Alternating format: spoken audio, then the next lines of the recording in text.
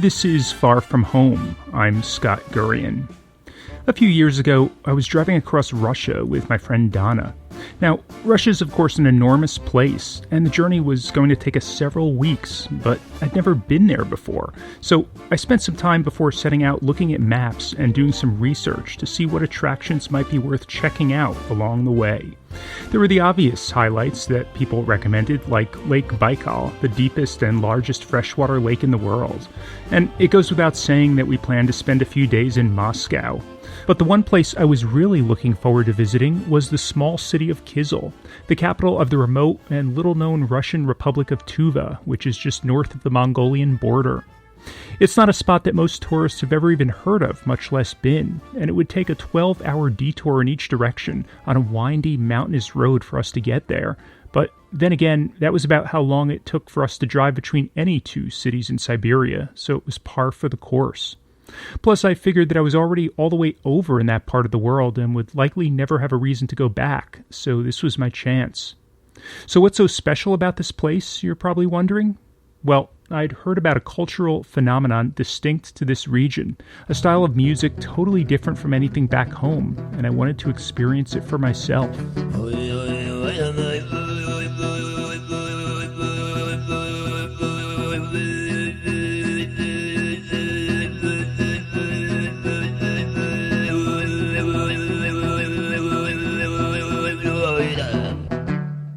Throat singing is one of the world's oldest forms of music. It's practiced by indigenous groups in several parts of the world, including South Africa and the Canadian Arctic. But mostly when people talk about throat singing, they're referring to the style performed here in Tuva, which the local people call khoomei. It's an ancient practice created by the nomadic people of Central Asia who were trying to mimic sounds of nature, like the songs of birds, a babbling brook, or even the growls of a camel. Experienced singers can produce up to 4 pitches simultaneously, creating an effect like a bagpipe or a didgeridoo. And these are sounds I didn't even realize it was possible for a human to make. But the people of Tuva don't just do cool things with their voices. The Tuvan National Orchestra has found a way to blend that singing with traditional instruments from their culture, instruments from the West, and some instruments of their own creation. The result is this amazingly creative musical fusion that I have to say really surprised and impressed me. So before I talk about the throat singing, let me tell you about the music itself. Donna and I showed up one morning at the Tuvan Cultural Center, a 2-story wooden timber building in downtown Kyzyl that was home to a small concert hall and gift shop. We walked up a flight of stairs and entered a rehearsal room where about 20 members of the orchestra were just starting to practice for a performance in the city's big theater the following week. Hello. Hi, my name is Scott. Good to meet you. Most of them looked more ethnically Mongolian than how you'd expect a stereotypical Russian to look. They had their own language and culture, and for all intents and purposes, it might as well have been an entirely different country. One of the first people I met was a musician by the name of Oshatai. Is this your instrument? Yes. Huh. It was unlike anything I'd ever seen in an orchestra before. There were these 2 round stones placed atop each other and held together by a spindle in the middle. The top one had a notch into which he placed a long wooden stick, and then he began spinning it so it rubbed against the stone on the bottom. Ochatai's English wasn't great, so it took Donna and me a few minutes to figure out what was going on. Oh, it's a grinder. He's grinding wheat in there. That's interesting. We want sound. It's just for the sound. So let me hear the sound. Sound. Okay, like a rumbling sound. It's a lot of work, hard work. Yeah. And that wasn't the only unusual music-making device. Looking around the room, Donna and I were both surprised by what we saw. He's got this thing in this tray he's shaking around. This other guy's like sharpening a knife. You can make sounds, musical instruments with anything. I know. It's very rhythmic. Yeah. Like a band anywhere. It's like a band anywhere, yeah.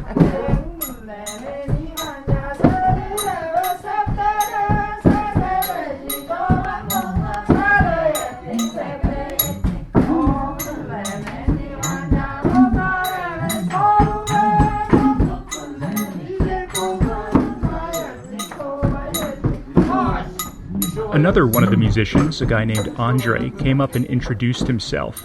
I told him I was visiting from the New York area, and he said he'd performed there a handful of times. 2003, he's opened this orchestra. The orchestra started in 2003. Yeah, 2003. Wow, okay. Very popular? In the tour, yes, in very Tuva, popular. yes. He said he hoped that one day the orchestra would be popular all around the world. Yes. Yeah. I hope See so. you in the US. I hope so. Yeah. Yes, beautiful music. Yeah. This is a very interesting orchestra, he said. Oh, it is. Very interesting. Play and singing. Yes. In the world, maybe this is only one. You're the only orchestra like this? It's not normal No, it's voices, not like you that. know. Oh, no. Sings Yes, and yeah, plays. that sings and plays. Yes. Can you tell me about some of the instruments here? Yeah. He started off by showing me the traditional Tuvan instrument he plays, which is called the igil. Kyzyl.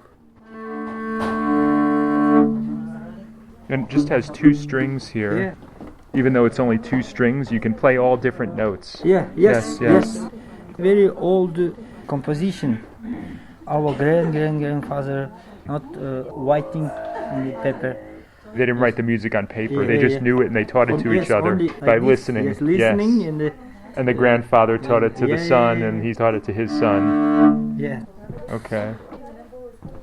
Well, this instrument's similar, but instead No, of... this is different instrument. Well, it looks... Oh, no, it's different. Okay, more than 2 strings has 4. 4. And each one's a different length.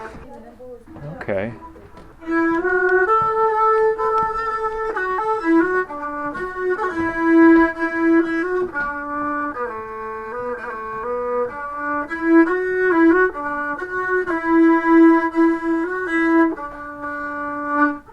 And what is this one called? This is a pozanji. Pazanji. Okay.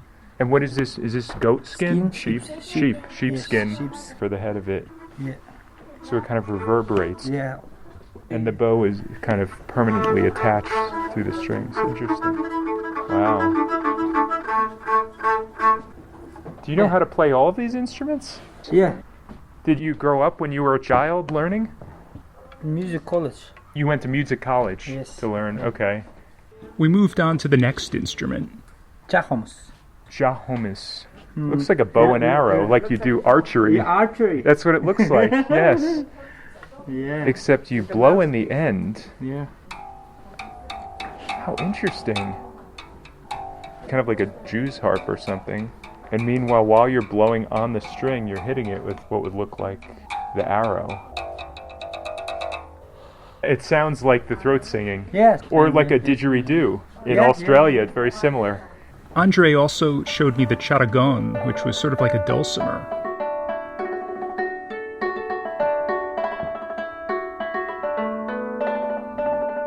There was the contrabass, which looked like a giant square-shaped cello, and also the Buddhist drums. Oh yeah, and the doshpalur. It kind of looks like a banjo. You know an American banjo? But it only has 3 strings.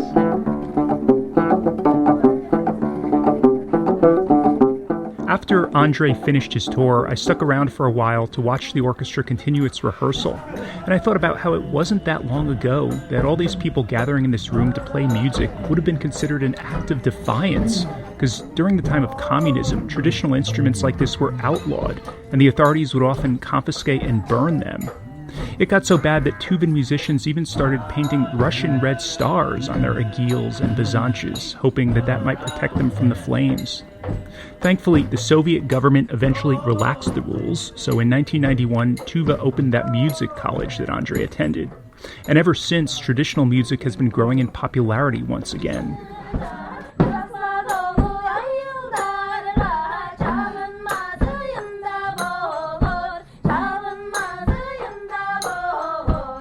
As I said at the beginning, the main reason I came all the way to Tuva was to learn about throat singing. So after the rehearsal was over, I sat down with one of the singers, Evgeny Sariglar, who also went by the nickname Zhenya.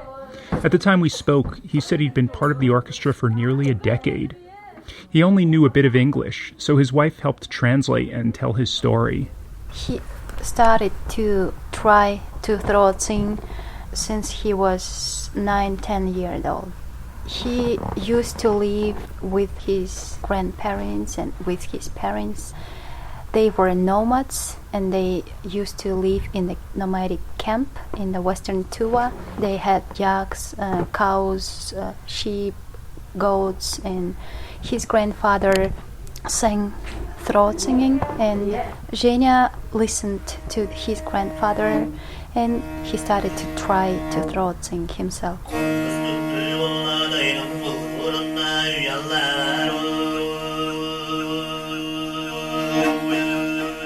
His mother recognized and encouraged his talent from a young age. So when he was 11 years old and they saw on television that one of the most famous throat singers in all of Tuva was going to teach a class, she quickly signed him up. How long did it take you to really become good? While he was studying in the art college, it took him about 3 years. It's all about practicing. It's very personal. Very personal. One person can do it during 1 year, the other needs like 10 years and more. So how difficult was it for you to learn? Someone said it hurts at first. For Tuvans, it's not hard because it's in their blood. It's in their genes. As for the other people, it depends on their will, how strong they want to learn it, and of course of their physical abilities like lungs. They should have strong lungs, vocal cords and so on. But in general, if one wants to learn to throat sing, really wants to do it, he can learn. The last maybe 10 years, there were many students from all over the world who came to Tuva to learn to throat sing, and we don't remember anyone who could not learn. In case you're wondering, there are female throat singers as well, but Zhenya said it's generally harder for them because of the physical limitations of their vocal cords.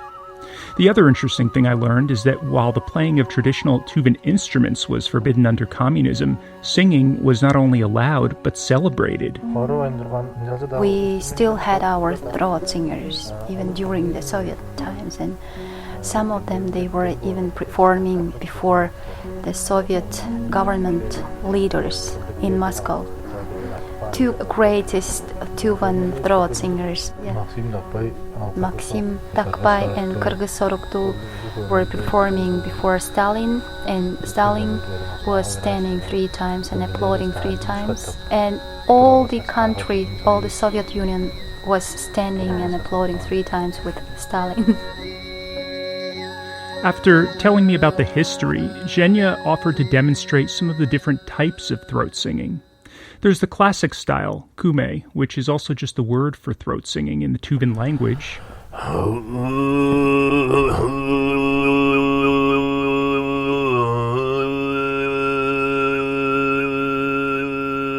The deepest style, called kargara,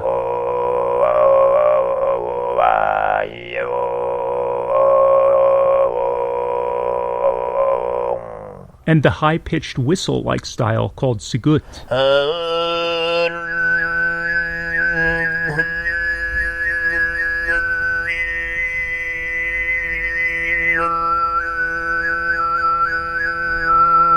There were also several sub-styles, like one called borbanadar. I have to say it was mesmerizing to watch Zhenya close his eyes, pucker his lips, and somehow make these mysterious and otherworldly sounds come out of his mouth. I posted a video on my website and my Instagram page if you want to see it for yourself. I had trouble wrapping my brain around just how he did it. So what are you doing? You're kind of moving your tongue? Like you're moving your tongue inside your mouth really fast. Every style has its unique techniques of producing the voice. Many things work together. It's your stomach muscles, lungs, vocal cords, articulation. It's your mouth. You are using your teeth, nasal part, throat muscles. So many parts of your body work together to produce the sound of throat singing. In Borbanadar style, for example, it's your tongue and lips moving fastly to make that special sound. In Ezengiler style, you are using your nose. Click, click, click. You are opening and closing the wall between your mouth and your nose. And you How are... do you even do that? I'm trying to think of. But what are you like? I'm trying to figure out physically how to do that. Like, I don't know. I'm sure that takes a lot of practice. Because you're exercising muscles that most people wouldn't normally use. Yeah. Right. When you throat sing, you use more vocal cords in comparison with normal singing, and throat singers use even more vocal cords than opera singers. More vocal cords than opera singers. It sounded really difficult, but I came all the way here, so I couldn't return home without at least giving it a shot. So, can you give me a quick lesson? Like, where would I even start if I was trying to learn? We have special vowels. The special vowels in the Tuvan language. So, to start to learn throat singing, first thing you should learn to pronounce in the right way these vowels. Is O. And And and yes. Okay, so far so good. I think I could handle this. Feeling confident in my abilities, we moved on to the next level. But now take this one. More open.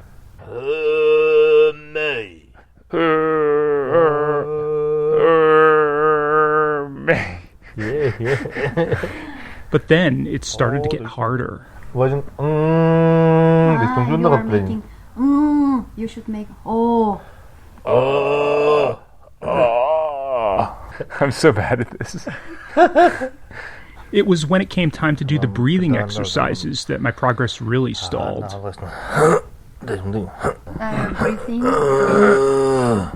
breathing out using your muscles. Okay. open. So kind of tensing up. Like, is that what you're supposed to do? Yes, tensing strongly. Okay. Push out 아득 있었어요. like a bear. Like a bear. 부. Her bowl. Okay. A very primal, like a caveman. As if you were giving birth. As if I'm giving birth. Okay. I've never had that experience, but I'll try my best.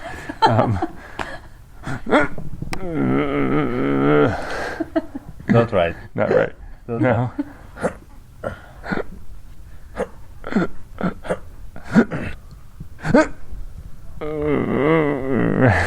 You need more lessons. Yeah, so I gather.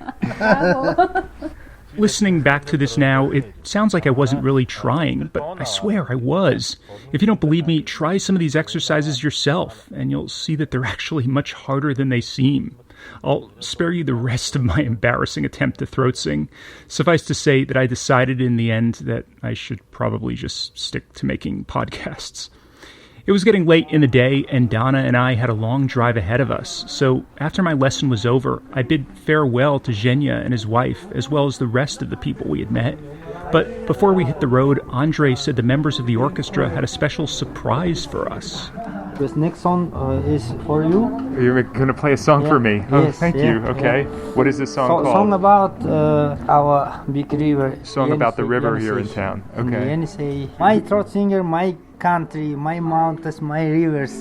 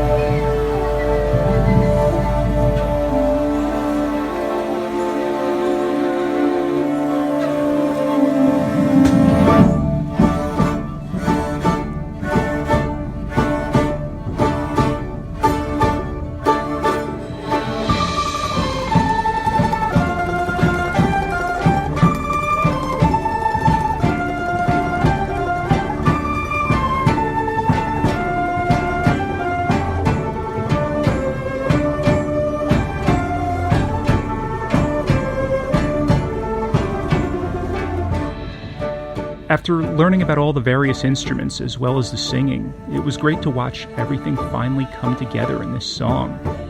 As I watched everyone perform, I thought back to a question that had been bugging me, which I raised with Zhenya and his wife.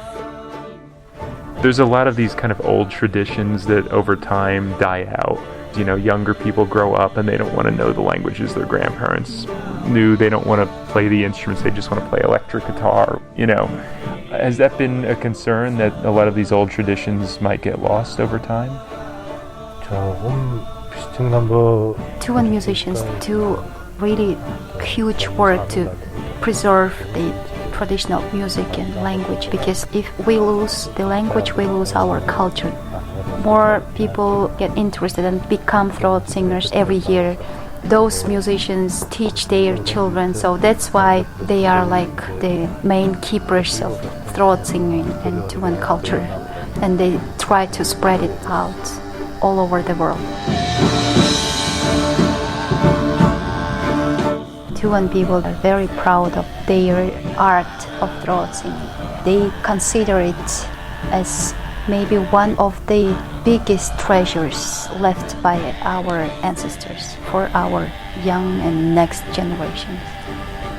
Visit farfromhomepodcast.org to see some photos I took of traditional Tuvan instruments and to watch a video of the orchestra performing this song you're hearing right now. It's really pretty amazing. Remember to follow me on Instagram, Facebook, and Twitter to keep up with the show, and sign up for my mailing list on my website to receive bonus content every time I release a new episode. Thanks this time to Jessica Williams for editorial assistance and to the Public Radio Exchange for podcast hosting and technical support.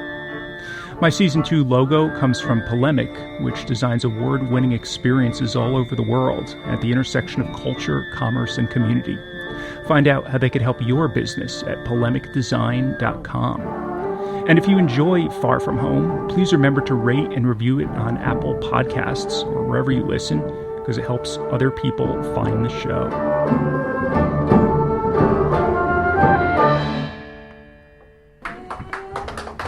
Until next time, thanks for listening. Thank you very much. Thank you. That was beautiful.